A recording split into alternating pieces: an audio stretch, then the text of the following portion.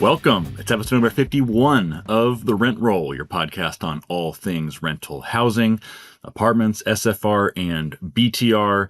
You know, it's September, right in the middle of September, and that means we're in the throes of the fall conference season. Lots of travel, lots of events. You know, that period from Labor Day through the week before Thanksgiving, heavy time for travel and events and meetings and whatnot. And so I'm no exception to that, and many of you are as well. We're here this week in our nation's capital in DC for the NMHC fall meeting.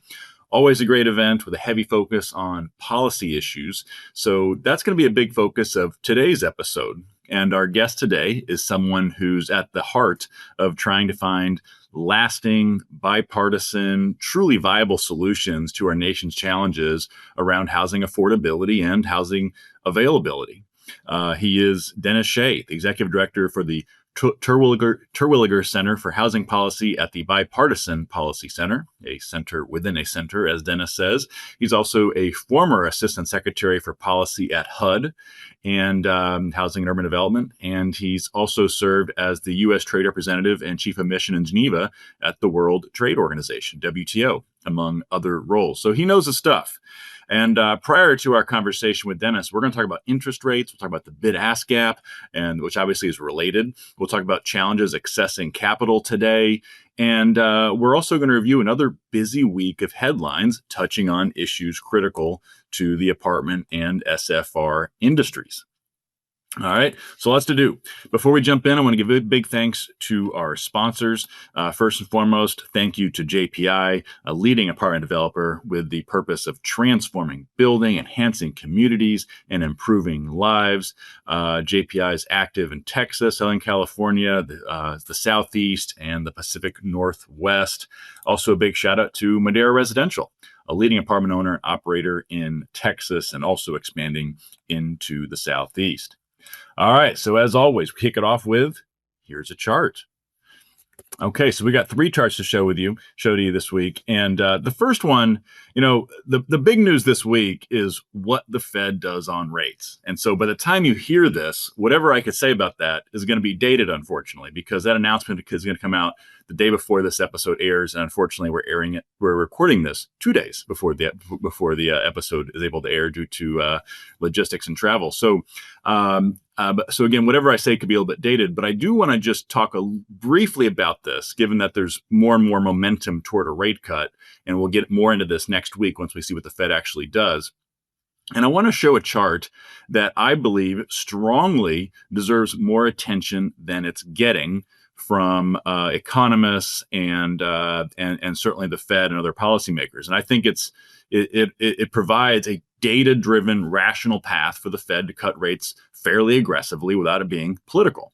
And that is to look at inflation of shelter, which is housing, versus all other items. Now, by now, you probably know that the CPI shelter is deeply lagged. I've talked about this here before. If you don't know it, you can quickly Google it. It's been well documented. It's the only component of CPI that isn't a realer time metric. By that, what I mean is what you see on the street should reflect in CPI for things like gas and groceries and clothing and automobiles, et cetera, but not for housing. It's a purposely lagged measure by design. And again, I'm not getting all the mechanics of it, but if you don't know what I'm talking about, just Google it. And it's important because shelter is about 30% of the CPI's weighting. It's the single largest variable of inflation as we measure it. And the CPI shows shelter growth is cooling, but it's still up nearly 4%. And obviously, we know rents aren't up 4%. Home prices, which aren't even part of CPI, they're not up 4%. So that number is being entirely driven by a lagged version of rents. And those rents, that lagged version of rents, it's based on a lagged survey of about 7,000 renters a month, surveyed that same set of renters surveyed once every 6 months. So it's an revolving set of renters being surveyed. That is what's keeping inflation higher than the Fed's target range. Now, here's the punchline. Here's where I'm going with this. If you strip out that lagged version of rents, and inflation is then in that Fed's target range of 2% for 2+ years, as you can see from this chart, Or if you want to say, hey, we can't just take out all shelter, that's ridiculous. Okay, that's fair. But let's look at a realer time version of new lease rent data. And if you do that, inflation would actually be below 2% at many points over these last couple of years. So that's the metric, that's the data point that you can use to support rate cuts with still being fully based on the data. Because nothing the Fed does, absolutely nothing, can expedite the pace of shelter inflation cooling any faster than it will and when it has. Just by design, by how the CPI shelter methodology is built, I've said this before, it's like an 18-wheeler riding its brakes down a mountain. And if you've ever watched an 18-wheeler go down a mountain, you know what I mean. Now, to be fair, we do have some reaccelerated inflation in the non-shelter categories of late. That number is up about 2.5% now, so it's a little bit late, but even still, the inclusion of lag shelter data is making CPI stickier and higher than it would be if using realer time rents. Now, I've said this before and I'll say it again. Ironically, the low rate environment of the past is what drove this cool down in shelter. By that I mean low rates led to high supply, which helped tame rent inflation. Higher rates of today has crushed the construction pipeline, which ironically will likely put upward pressure on rent inflation again at some point in the future. Of course, that lag comes into play in the future as well. So if rents do reaccelerate in 2026, as many people expect, we probably won't see it show up in CPI until 2027 at the earliest. And even then, I don't think it's going to be anything like the peaks that we saw just a couple of years ago. Okay. All right. Next up, I want to share two charts from the latest commercial real estate investor survey by John Burns Research and Consulting and CRE Daily. They call it the Quarterly Fear and Greed Index. I don't love that name at all, but I do appreciate the data in it. The first one there's a bunch of stuff in here. I'd recommend tracking it down if you haven't already seen it. But two charts I want to highlight from this survey. The first one asks, at what cap rate would you aggressively deploy capital? And for multifamily, the survey says 6.6%. And of course, if you watched our capital markets update last week, you know that's about 100 basis points above the current average. And of course, I guess you didn't have to watch our podcast last week to know that. You probably already know that if you're in the industry. In other words, most investors are still sidelined if they don't want to be aggressive until rates are 6.6%, because that's probably not going to happen. And if it does, there's probably a lot of other bad things happening in the economy that would drive up rates that high, cap rates that high, I should say. And that's about the same, by the way, the 100 basis point spread, that's about the same as other CRE categories as well, office, industrial, and retail in this survey. So that's a super interesting data point highlighting the bid-ask gaps, keeping sales volumes so low. All right, second chart I want to show you from that same survey. This one is an index measuring access to capital. Any number below 50 means access to capital is harder today than in the prior quarter. We've seen numbers below 50 going back to the start of 2024 in this survey, and probably before that as well. The Q3 25 number for multifamily is 41. And what that means, very simply, is that it's still very, very tough to access capital. It's still hard to access capital. That's a big challenge for developers and buyers, of course. But that trend line is incrementally improving. The number was below 30 in the first half of 2024. It was in the 30s in the first half of this year. And so in Q3, we're up to 41. So we're slowly, very slowly trending upward. And obviously a meaningful rate cut would likely improve that number as well. All right, so next up, rental housing trivia.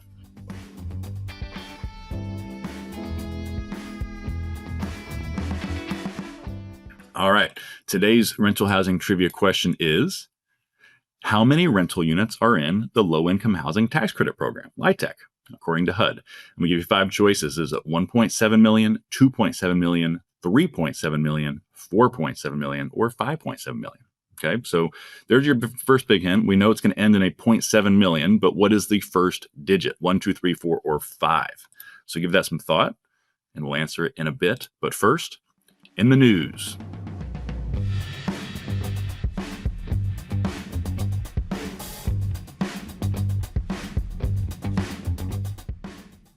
All right, in the news, when we review headlines touching on rental housing, and we got a bunch this week that I think are generally varying levels of importance, but certainly interesting. The first one I think maybe more interesting to those of you in the industry. I think more important for those who only track it tangentially, or at least on the a little bit of kind of on the side and don't really follow the details too much.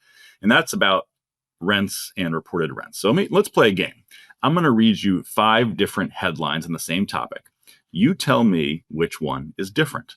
Like one of those, standardized tests your kids do in school. Which one doesn't belong? Okay, here we go. First choice. A, rent growth in the United States declined. B, rent growth cooled. 3, asking rents were down. Option 4, the national median rent dipped. And option 5, asking rents rise most since 2022. Okay, I know that was tough, but I hope you guessed number 5 was the outlier. Those first 4 headlines were from CoStar, Yardi, RealPage, and Apartment List. That last one came from Redfin. And yes, even for Redfin, it's all apartments specifically. Redfin says their data represents properties with 25 plus units. So I don't want to pick on anyone. I generally just ignore this stuff. But, I've seen this get picked up a lot in some of these different headlines. And the thing is, the challenge, there's so many data providers today, including a cottage industry of listing websites, that creates a ton of genuine confusion among reporters, policymakers, consumers, and even, I think, among macro analysts and economists who don't track, rental housing in their day-to-day job. And this one isn't certainly the only example. Some of you may remember a couple of years ago, there was a story that got picked up in the New York Times based on a listing website that had said some town in New Jersey had America's most expensive rents. And I remember people looking at that like saying, what? Like the New York Times says this website says this is the most expensive city in the country? You read through the details from that listing website. Well, it turned out they'd excluded New York City in their analysis. And I would say, well, if you're going to name the nation's most expensive city, you probably need to include the nation's most expensive city in your analysis, right? So this Redfin one has earned some headlines as well. Even saw an eye-catching graphic from Newsweek showing where rents had risen the most using Redfin's data. And to be fair, Redfin, like most websites, is just reporting data based on listings on their own website. They have a good team of analysts and economists. I'm not trying to knock them.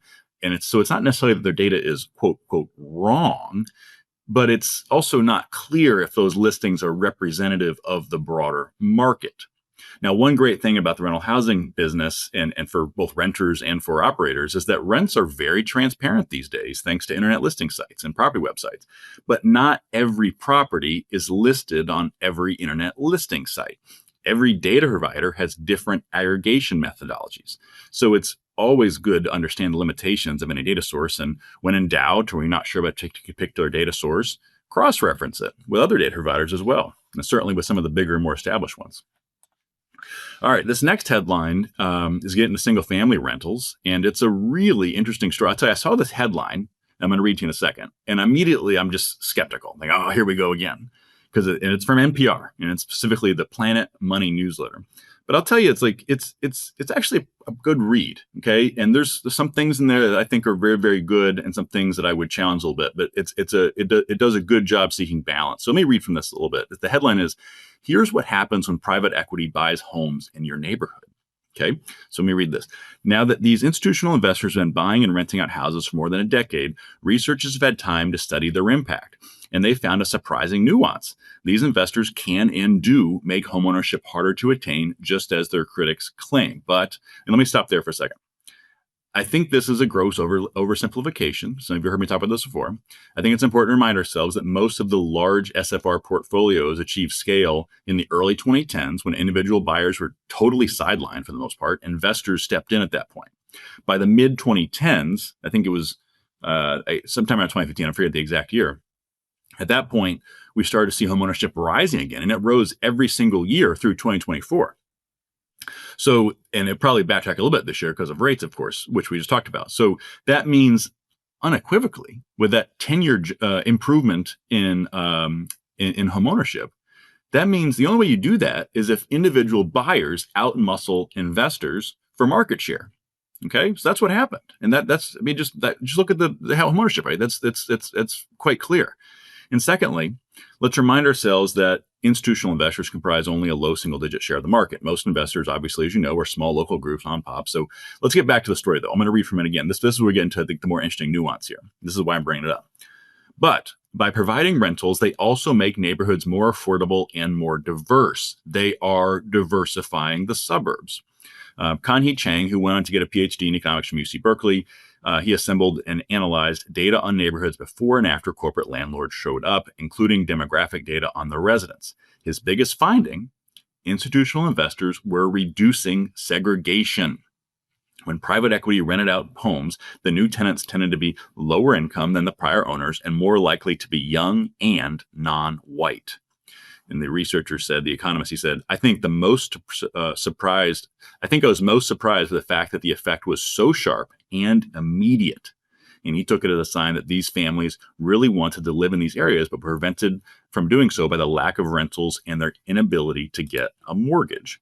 This is particularly notable because one of the most important economics findings of the past decade is the impact on children's development and career prospects of their hometown and neighborhood. Another study, for example, showed that single-family rentals in North America, specifically in North Carolina, served as, quote, a pathway for access to high-performing public schools for economically disadvantaged children. So there you go. Kudos to NPR for pointing that out. The advantages to having more rental homes that diversifies neighborhoods, gives kids access to better schools, better career prospects. The research backs that up.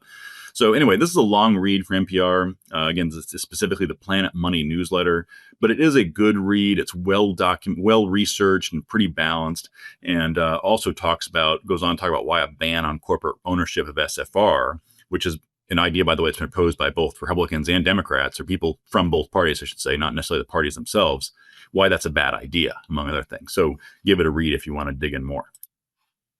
All right, moving on. Next headline comes from the Financial Times. It says Brookfield then talks to buy U.S. landlord from Singapore's GIC in $10 billion deal. The purchase of Yes Communities would be one of the sector's largest takeovers since 2022. Okay, so let me read the article a little bit. It says Brookfield Asset Management is in talks to acquire a U.S. landlord of manufactured homes from Singapore's sovereign wealth fund, GIC, for more than $10 billion. The purchase of Yes Communities would be among the $1 trillion in investment group's largest deals and signals rising optimism about the health of the U.S. real estate market after a crunch caused by higher financing costs. The Canadian investment group, Brookfield, would be making a large bet on the lower end of the U.S. residential property market, a vote of confidence in the strength of the world's largest economy, as some of the recent economic data has pointed to a slowdown. All right, so Yes is based in Denver. Despite being owned by GIC, it's based in Denver. It has a portfolio of tens of thousands of manufactured homes in and around 300 communities across the U.S., mostly Southeast and Midwest, according to the FT. The homes are built in a factory and shipped to their site. So obviously it's been really interesting to see manufactured housing become more institutional in recent years. And of course, this isn't new. I mean, GIC is institutional as well as Brookfield. So not a lot of great data these still on manufactured housing. I'd love to see more data come out to make it easier to track. And obviously that would make it more liquid as well. But hopefully we get to that point. So interesting story here. Next headline comes from the Seattle Times, and it says, Amazon pledged to support affordable housing. How has it fared so far? And this is a good read as well. I learned some stuff here. It says, let me read from this. It said, Amazon launched its fund in 2021 with an initial commitment of $2 billion in the form of loans and grants to create and preserve 20,000 affordable housing units across 3 metro areas where Amazon's presence is acutely felt: Seattle, Arlington, Virginia, and Nashville. The fund was supposed to stretch out over 5 years, but last year the company said it already exceeded the goal. The projects it funded had completed 21,000 units. 8,600 of those were in the Seattle area. The company then committed another $1.4 billion to create an additional 14,000 homes across the 3 cities. Now it has hit 10,000 units in the Seattle area. Amazon's approach is to pick out local developers and housing authorities and supplement existing funding with loans and grants. Most of the affordable housing Amazon supports has area median incomes ranging from 50% to 80% of AMI. So great program. Kudos to Amazon. Great to see those results, some big numbers, and I commend them for their approach in working with local developers, funding those gaps in the capital stack. Love to see it. All right. Next headline actually takes us to Arlington, Virginia, where Amazon, of course, has a big presence, and does some of their work there on housing as well. This headline comes from BizNow. It says JBG Smith abandons 1,400-unit apartment project. The publicly traded REIT said in a filing with Arlington County that it no longer intends to build 2 towers totaling more than 1,400 apartments in the National Landing neighborhood. JBG, B&G are hard to get right together. Let's see. JBG Smith filed plans in late 2021 and received county approval in early 2023, which, by the way, that gap itself, how much did that impact the deal? I mean, it took more than a year. Maybe it was a year and a half or whatever that is to get that project approved. I'm curious about the timing, how that played a role here. But anyway, this project, the developer demolished a 5-story office building and a 1-story retail building to prep the site, which has been used as volleyball courts for Volo Sports since last year. In addition to the 2 multifamily towers, JBG's project would have included 17,000 square foot of retail and 12,000 square feet of public park space. Now, look, I don't know the details of this project, and I don't want to pretend like I do. But obviously, first of all, when it was first proposed, that was 2021, you had lower rates, you had rent growth at surging, you had demand at the highest levels on record. A lot has changed since then. And again, I don't know the specific project, but I do know, and I hear this all the time from developers, that high-rise steel frame projects are very hard to do right now. Now, tariffs are an easy target, and JBG Smith did list that among the reasons, but urban high-rises are challenging even absent tariffs for a simple reason. And that's that values are down due to higher costs of debt. So we're seeing urban Class A projects trading, especially urban Class A projects, high rises trading well below replacement cost. And that creates very tough math for any developer. You can't build something for less than it's worth unless you're going to be a very long-term patient owner. We know steel frame projects are particularly vulnerable in this type of environment because they're more expensive to build even pre-tariffs, and rents aren't rising nearly enough to offset those higher debt costs. And so what we do see and get built right now is generally, here's all the time from developers, we talk about as well. They're generally looking at lower cost wood frame, low rise construction, often sourced with American lumber. So I've said this before, we've had developers in this program say it as well. The tariff impact for that typical garden project is likely to be in the low single digits and probably higher for a high rise project like this. So tariffs are a factor, yes, and I don't want to completely downplay it. But generally speaking, and again, I don't know the details of this project, won't pretend like I do, higher rates and soft rents are the bigger challenge for high-rise developers right now. And again, without seeing the pro forma, I would guess that what they expected in 2021 in terms of rents hasn't played out in the market. All right, the next headline comes from AGC, which is the Construction General Contractors Association, and NCCER, which is the National Center for Construction Education and Research. And they did a survey of the construction workforce. I'm just going to read a little bit from this. It says, another policy change has begun to affect contractors and stepped up immigration enforcement. Okay. More than a quarter, 28% of respondents report their firm has been affected directly or indirectly. Specifically, 5% report a job site or offsite was visited by immigration agents. 10% say workers left or failed to appear because of actual or rumored immigration actions. Another 20% report subcontractors lost workers. All right. So this is something important, which is if you ask a lot of developers or builders, they'll tell you they're more concerned about future construction worker availability than they are about tariffs. Okay. So we do hear anecdotally about this happening quite a bit. This is the first I've seen data around it. And what we hear is that if immigration agents show up at or even near your site, there's going to be some workers who just don't come back out of fear or other reasons. So that's important because we know from the National Association of Home Builders that something like 40% of construction workers in the housing industry were born outside the U.S.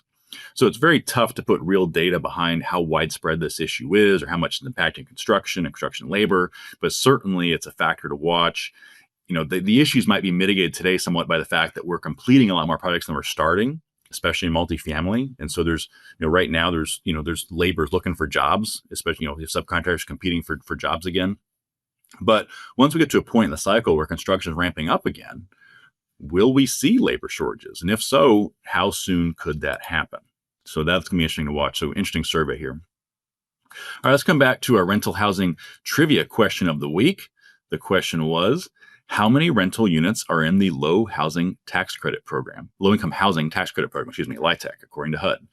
And we give you 5 choices. Was it 1.7 million, 2.7, 3.7, 4.7, or 5.7? The correct answer is C, 3.7 million LIHTC units, according to HUD's LIHTC database. Looking at units placed in service between 1987 and 2023. And those 3.7 million units come across 54,102 different projects. All right, next up, it's time for today's interview, which is sponsored by Funnel, the AI and CRM software trusted by 4 of the 6 major REITs and many more leading operators like BH and Cortland. To learn how Funnel can help your property centralize operations and automate everyday tasks, visit funnelleasing.com. All right, today's interview is with Dennis Shea. As I shared earlier, Dennis is the executive director of the J. Ronald Terwilliger Center for Housing Policy at the Bipartisan Policy Center in D.C. He formerly served at HUD and as a U.S. trade representative, as I shared earlier. And of course, the center he leads is named for and founded by Ron Terwilliger, the former CEO of Trammell Crow Residential. Ron had that role from 1986 to 2008, back when Trammell Crow was one of, or if not the most active apartment developer in the country. Today, you'll find Trammell Crow alumni all over the industry in leadership roles across the country. So Ron has had an incredible impact both in housing development and now in housing policy. So it's a pleasure to welcome in the executive director of the housing think tank he founded, Dennis Shea.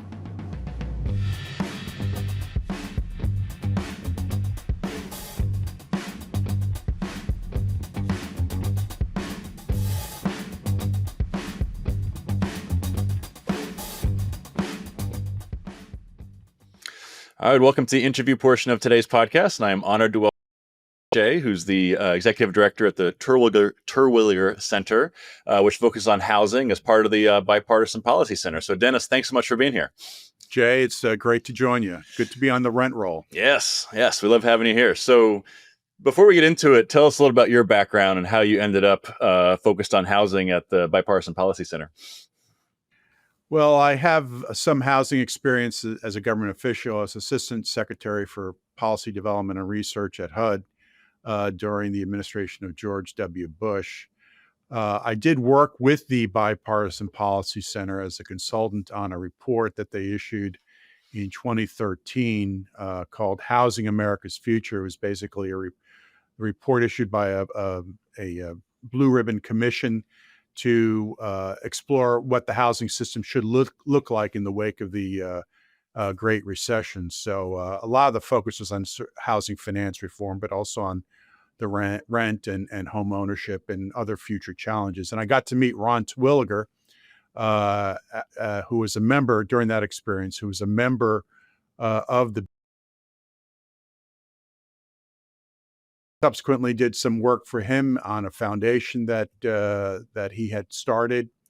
I happened to be in Geneva, Switzerland for a job for a few years, and I came back to the United States, and BPC and Ron were thinking of Ron was thinking of forming a center on housing policy at BPC. So I knew both Ron, I also knew the people at the Bipartisan Policy Center. So it all came together, and I've been working in this position for about 4 years, and just amazed at Ron's total commitment to housing.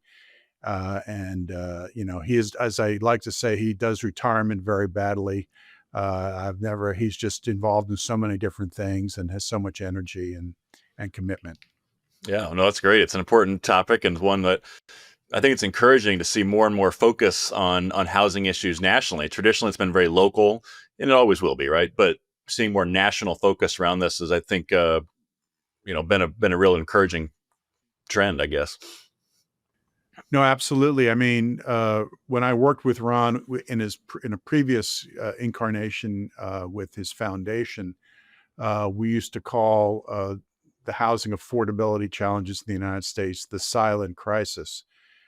Because this is 7, 8, 9 years ago, the housing affordability challenges were still very significant back then, but it was silent. It was largely ignored by policymakers, particularly at the federal level, largely ignored by the press. But now it's certainly not a silent crisis. I think it's one of the top issues in Congress today. Yeah. So to that point, just as we're recording this, there's some news that the White House might consider declaring a national housing emergency, and we don't know all the details yet what that could mean. It appears they're trying to really get supply going more, but just give me your kind of initial reaction to what you've read on this so far, what it might mean for housing production. Well, I'm not surprised. President Trump has made housing affordability an issue. He made it an issue during the campaign. Of course, he's been pushing for lower interest rates. But I suspect that the administration will be taking an approach, a deregulatory approach, looking to find ways to encourage states and localities to streamline regulation, to make permitting easier, basically to unleash housing supply and construction, and get rid of the impediments, the regulatory impediments to that. So I don't think they're going to try to supersede local or state control over housing, but I suspect they would try to encourage states and localities to make housing construction, both rental and single family, easier to do and lower costs by doing so. Yeah, and particularly I think that gets to something that I know you've written about, which is potentially even tying some of these federal subsidies or tax benefits, LIHTC funds, things like that, to some type of national standard that creates more efficient use of tax credits. Is that something you think might play out here? Yeah, I mean, we at the BPC, at the Terwilliger Center, we are strong supporters of the low-income housing tax credit. We feel it's helped finance about 4 million affordable rental homes since it was first created in 1986. But when you read reports, a lot of it's anecdotal, but in certain markets, costs are $800,000 per unit, $1 million per unit for LIHTC, even more. You wonder what's going on, what's driving up these costs, and we're concerned that might have political risk for LIHTC, because we feel it's been a useful and important program, but we don't want political opposition to build around it. So several members of our advisory committee, we work through an advisory committee at the Terwilliger Center.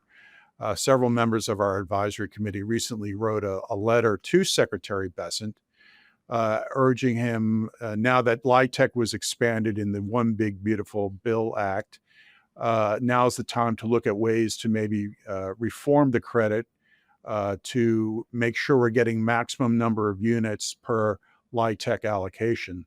So they suggested a number of things. One, a common building standard that would be national, common qualified allocation plan.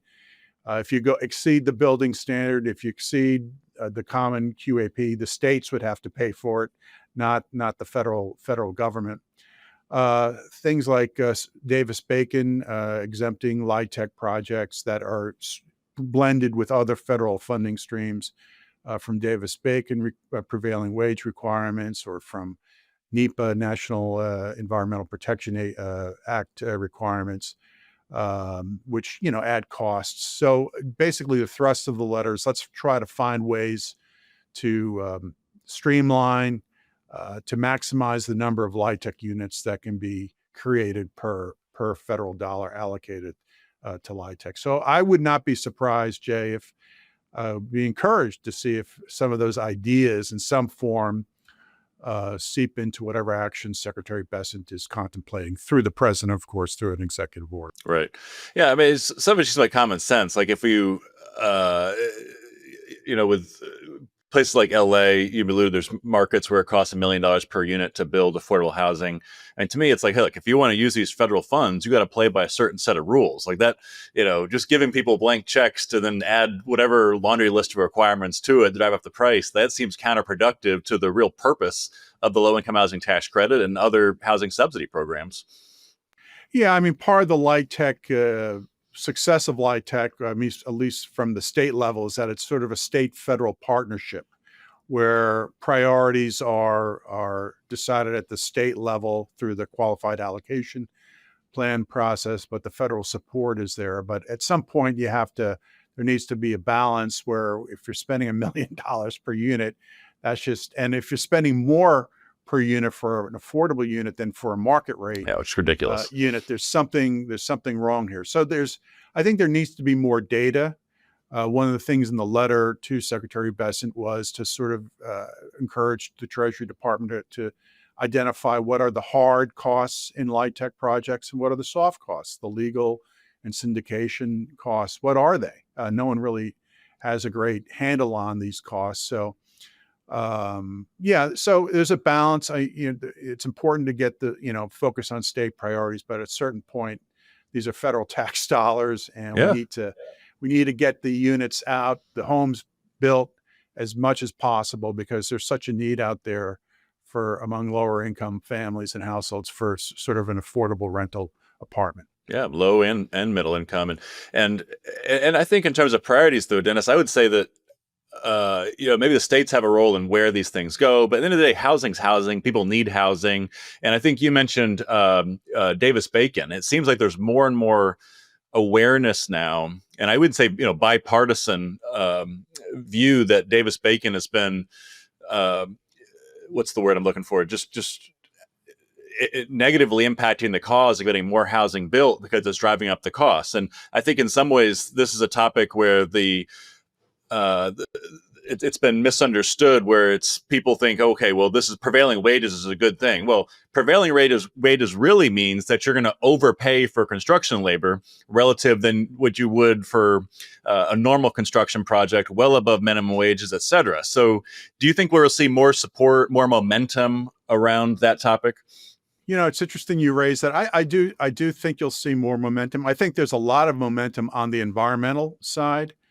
You saw Governor Newsom support waiving requirements under the California Environmental Quality Act to build affordable housing in California. That became legislation, I believe. You saw something similar at the national level included in the Road to Housing Act, which passed the Senate Banking Committee unanimously. So I think there's kind of bipartisan support building on some of these environmental requirements with respect to infill housing in urban areas they really are not necessary. And I see bipartisanship around that. And I think I see less around Davis-Bacon so far, but I could see that sort of developing over time there is broad recognition now among both parties that we need to build more homes. We've underbuilt housing by millions of homes, both rental, particularly the affordable, and starter homes for sale since the Great Recession. So there's bipartisan support, sort of, let's do things to increase supply. Yeah, and I'll give a shout out. I think even the left wing, the progressive movement of the YIMBY movement has even addressed David. Obviously, this is it's not a person, right? Or this is a broad movement. There's more awareness around that as well. And we saw that start with environmentalism. He mentioned the kind of weaponization of environmental laws in California that Governor Newsom in California just knocked back. And hopefully that'll happen with this as well. But before we go, I want to talk more about LIHTC in a moment. But I also want to talk about middle income workers and the need for supply and benefits on that. You guys wrote a really interesting paper that got my attention that proposes a renter tax credit specifically for essential workers. And I thought it was really interesting because I see on social media a lot of these conspiracy theories that the renters and rental housing investors get all these magical tax benefits. But in reality, homeowners have far greater tax benefits than renters. And so talk to us about how would this proposal, how would it level the playing field? And I guess secondly, too, any chance that we could see this passed in DC? Well, thanks for the question, Jay. Yeah, when I worked with Ron in his old foundation, I helped him write a paper called Money is Policy. And we looked at the subsidy streams for homeowners and subsidy streams for rental. And the home ownership subsidy was much higher than the subsidy on the rental side. And of course, that was largely due to the mortgage interest deduction, which believe at the time we wrote the paper was somewhere around 70 billion or $80 billion a year in subsidy for the mortgage interest deduction. But that, of course, has been reduced dramatically with the increase in the standard deduction. Fewer and fewer people are itemizing on their tax returns, so fewer people are availing themselves of the mortgage interest deduction. But on the rental side, yeah, I mean the rental people who rent homes are lower income generally on average than those who purchase homes, and which makes sense because of the mortgage, the down payment and other requirements of home ownership. So subsidies at the federal government should recognize that fact. We decided to develop something called a renter's tax credit for essential workers. Now, there's the idea of a renter's tax credit has been around for a while, and it's largely coming from the left, to be totally honest, from organizations that are sort of left of center, and they are sort of targeted at the household level. And they're broad-based, very expensive. So we decided, let's come up with a renter's tax credit that let's put some parameters around it to see if we can sell the concept. And the concept is it would be a pilot program for 4 years, $500 million. The tax credit would go to the property owner, the landlord. It could be either a single family rental or multifamily rental. And it would go to support households making 80% or less of area median income who have at least one essential worker. An essential worker could be a teacher, a firefighter, a policeman, a nurse, EMT. And we want those people living in our communities and not having to travel, very far to get affordable housing. So that was the concept. The rents would be capped. The subsidy would be the difference between 30% of the renter's income and the fair market rent in that community. So this $500 million over 4 years, we estimated would help about 53,000 households. And let's do it as a pilot program, see if it works.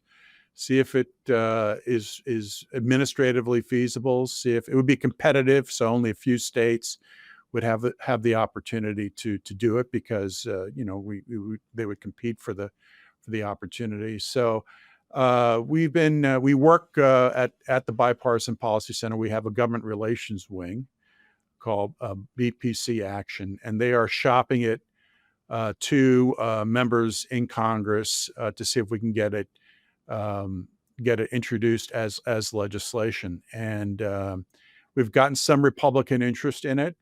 In the past, the renter tax credit has been sort of supported on the Democratic side. So we haven't gotten any. The legislation hasn't been introduced. I think the one big beautiful bill, all the tax provisions of that kind of consumed all the air around tax policy. So we're working on it. We're working on trying to get somebody to a bipartisan pair in both the Senate and the House to introduce this concept as legislation. Yeah, it was an interesting idea. I mean, you mentioned the some of the left-wing groups like it. But I think from an industry standpoint too, what's interesting is that it's not like a voucher where you have a lot of red tape around it. It's a tax credit.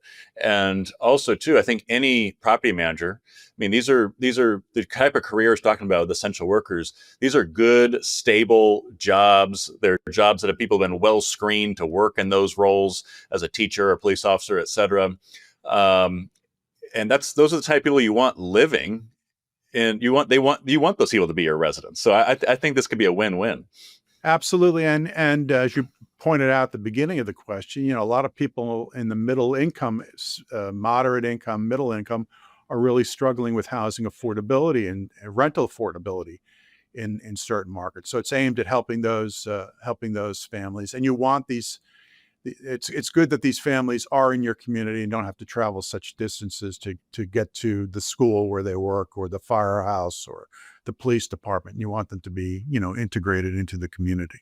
Absolutely. So on a related question, think about the middle income. There's also been proposals for a middle income housing tax credit and other workforce housing programs. We're seeing more of this at the local and state level, like Live Local in Florida and whatnot. But do you see more momentum building just more broadly for national solutions around workforce housing? I think there's, just very broad interest. I mean, the middle income housing tax credit has been around. I think the National Multi Housing Council has been a strong proponent of that. Didn't make it into the One Big Beautiful Bill Act. There are other things that we support that didn't make it into, like the Neighborhood Homes Investment Act, which is not on the rental side, but it's like like LIHTC, but to support the construction and rehab of homes for sale, owner-occupied homes in distressed communities. And that's got a lot of bipartisan support. And that's sort of targeted at lower and moderate income families so they can get into the first rung of home ownership by getting into a starter home. So I think there's a broad recognition that, people are open-minded.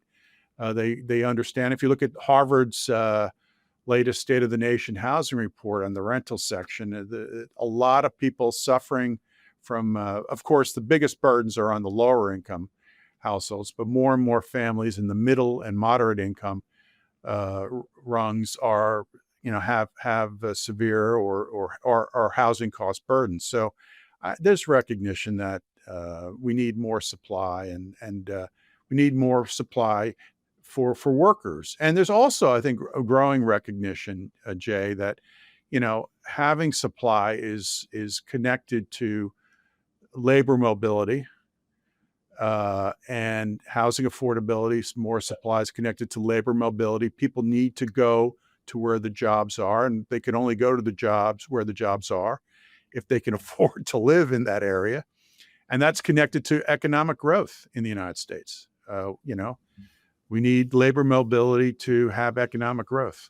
Yeah, by the way, I think that's a great point because I think it's an argument for having a middle income housing tax credit or something like it, which is a natural stair step from a low income housing tax credit renter now having a feasible way to move up to the next level and still a good quality rental.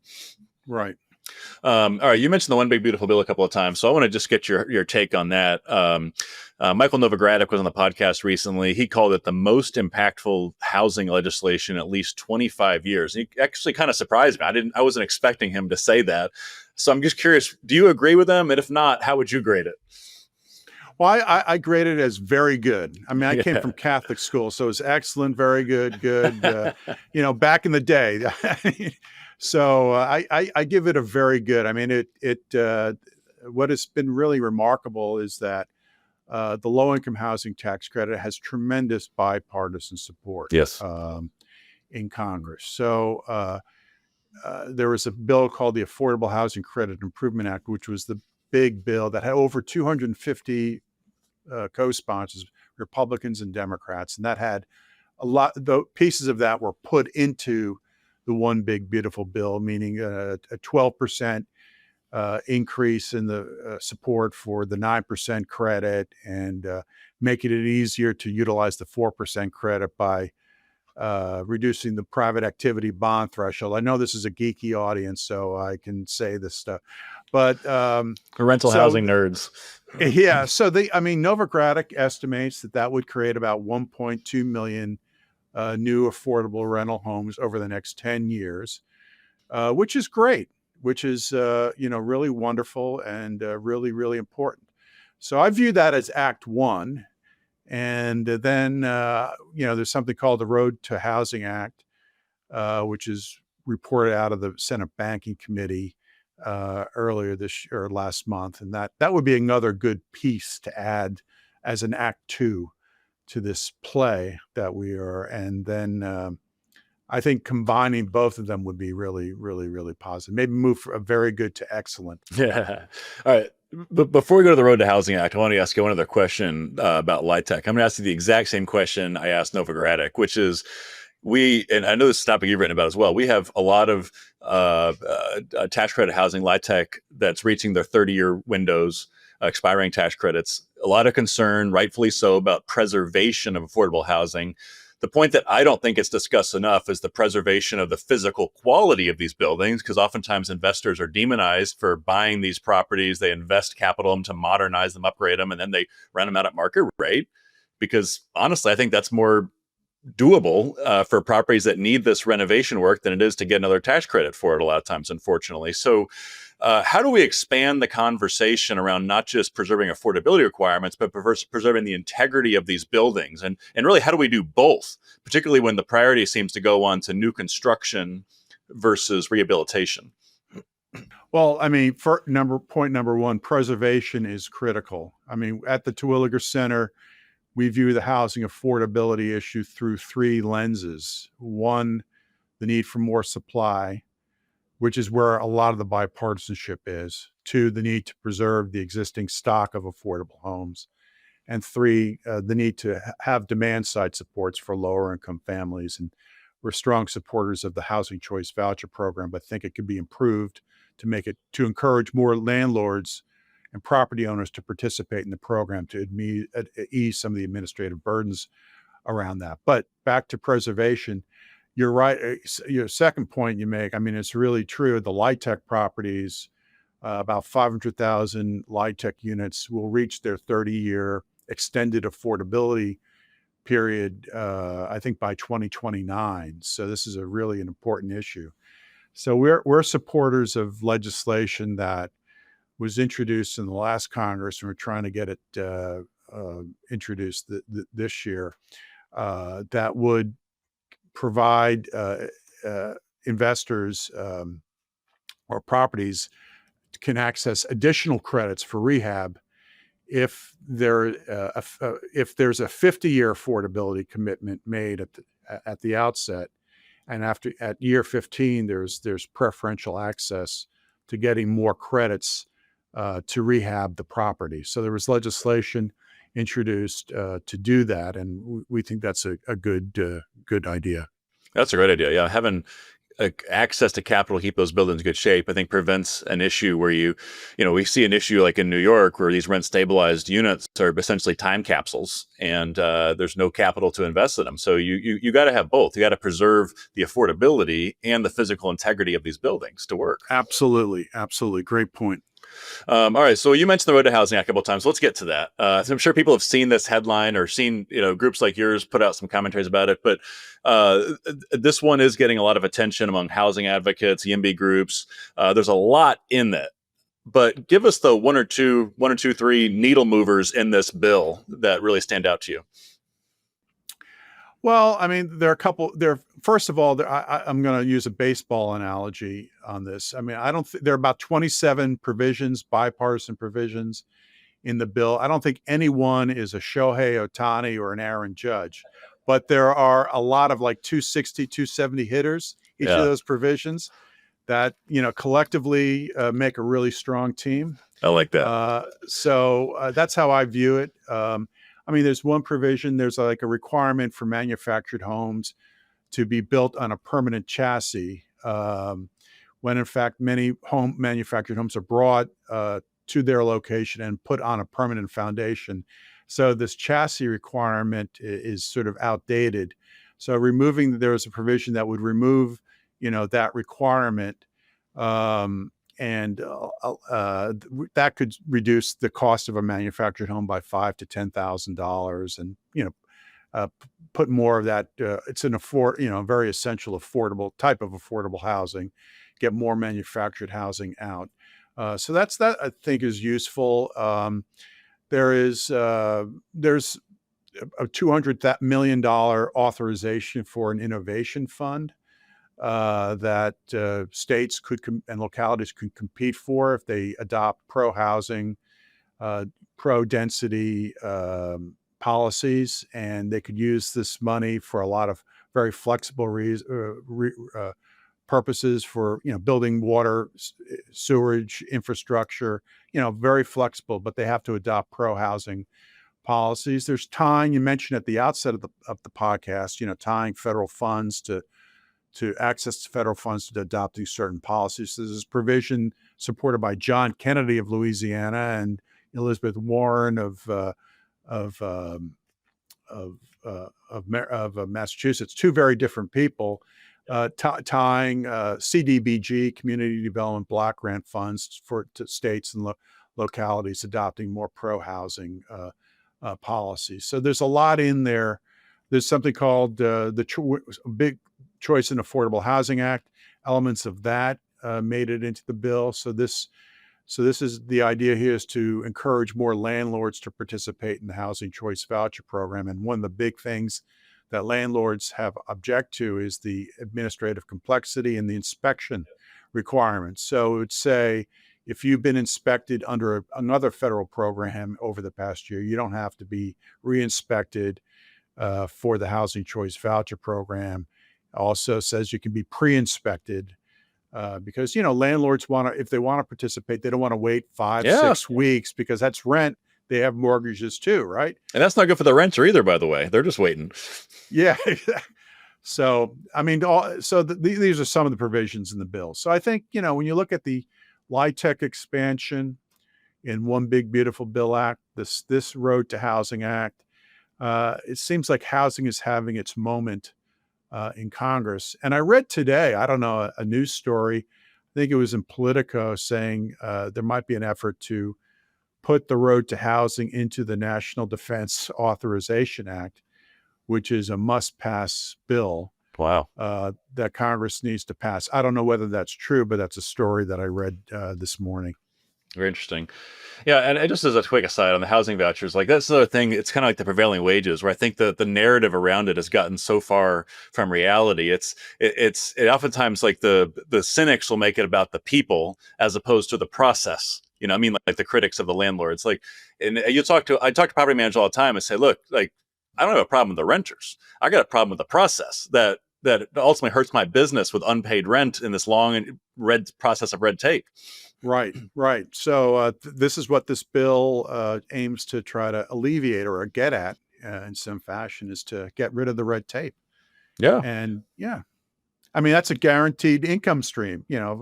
Every month you get the check. So I think many landlords would want to access it. Absolutely. Yeah, it just need to be done right. Well, so if I could summarize what you've said here about the Road to Housing Act, this is like the small ball baseball, where we're going to win by singles, high on base percentage, walks, stolen bases, sack flies. Well, I think it's like the Milwaukee Brewers. You look at their team. They got the best record in baseball, but they don't have any real, maybe one guy, Chris Yelich, but they don't have any big standout stars. But they're all moving in the same direction, all contributing. So I think that's how I view the Road to Housing, is all these, no superstar provision in the bill, but all these really strong players in the bill working together and making a strong effort. I got Yelich my fantasy team. I'm glad he's having a bounce back year this year. Dennis, he's a great player. He is. He's fun to watch. Before we wrap this up, any other top priorities for housing policy that y'all are working on we have not talked about yet? Well, President Trump has tweeted out or Truth Socialed, is that a verb? I'm going to make it a verb, that he thinks Fannie and Freddie should go public. So, BPC has a long record of being involved in the housing finance reform, GSE reform space. So we're going to have an event later this month to look at what questions need to be answered in the event of a GSE exit from their 17-year conservatorship. And of course, one thing that we always remind people is that the GSEs are very important for multifamily housing. They help finance multifamily housing. So this is an important issue. So that's something that we have a great advisory committee with a lot of expertise in this area. So we're going to really ramp up our efforts on that. And we're also trying to make it looks like the Fed's going to reduce rates in later this month. I don't know, but I'm reading the tea leaves, right? But the impact of the national debt on housing is an issue we always raise. We have a 37 trillion plus national debt. At some point, investors are going to require higher interest rates to help finance that debt. And that's going to have a very negative impact on housing affordability, mortgage rates, construction costs. So, and it also, crowds out. We pay as much on our interest, servicing our interest, as we pay on defense, as we pay on Medicare. And so the more that the interest costs crowd out other needs, that's less funding available for important housing affordability programs. Yeah. Well, before I let you go, I would say one comment about the GSE reform that there's a lot of rightful concern around the cost of debt. But I think there's one advantage that doesn't get talked about enough in a privatization event, which is this. We saw in the last administration an effort to install national rent control through the GSEs. So basically, as a contingent to getting the Fannie and Freddie debt, you agree to rent caps. I think the politicalization of the GSEs for apartment owners is a great risk that doesn't get discussed enough, depending on future presidents and their priorities. Well, that's a great point, Jay. I mean, that will have to be a question answered, in a post-conservatorship environment. What about all those things that were put in place during conservatorship? What happens to that? Are they still in place? Do they go away? So that's a great place. And I could see, something we talked about, an executive order. I could see this executive order tying that the president may or may not issue. I don't know, but we're reading about in the press tying, rent control policies, tenant protection policies, trying to get at those issues and saying, you don't get funds if you have those policies in place. I'm speculating, but yeah, that might be a possibility. I agree. Well, Dennis, I'll let you go, but thank you so much for your time. It was great to pick your brain, and appreciate all you're doing in DC to support the very important cause of housing in our country.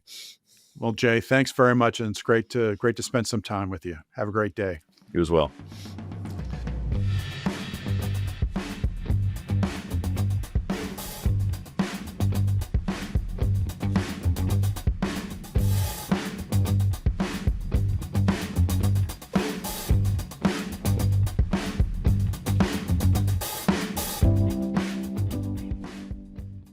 And that's a wrap on episode number 51, recorded here in our nation's capital, Washington, D.C. Big thank you to Dennis for being our guest today. Thank you to Funnel, to JPI, and to Madeira for your sponsorship. And thank you to all of you for spending part of your day with us. We'll see you next week.